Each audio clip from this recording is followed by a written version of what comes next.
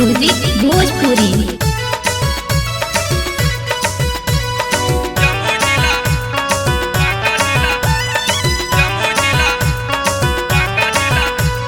सबके बलमुआ है अरे पटना घुमाबई, सबके बलमुआ है कलकत्ता घुमाबई। हमार बलमू बांका जिला ना घुराबै, हमार सजना जम्मू जिला ना घुराबै, हमार भतरू देवघर जिला ना घुराबै।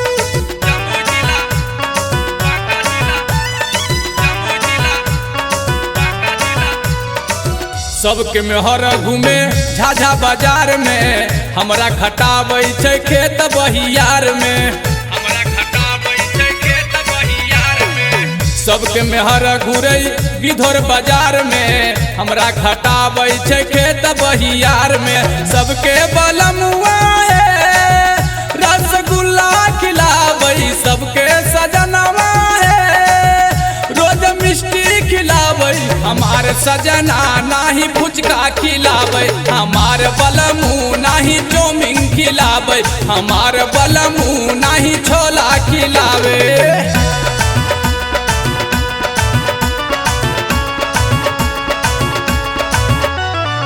Presented by Ankush music Bhojpuri.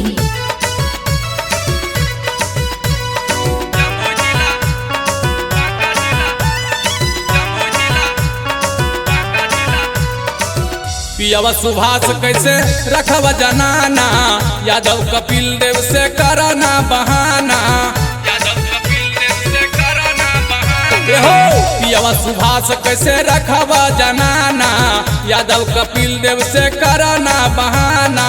सबके बलमुआ है सोना चांदी पिनाबै, सबके बलमुआ है हीरा मोती पिनावे। हमार बलमू रोल गोलबो न लाबै, हमार सजना रोल गोलबो न लाबै, हमार भतरू रोल गोलबो न लावे।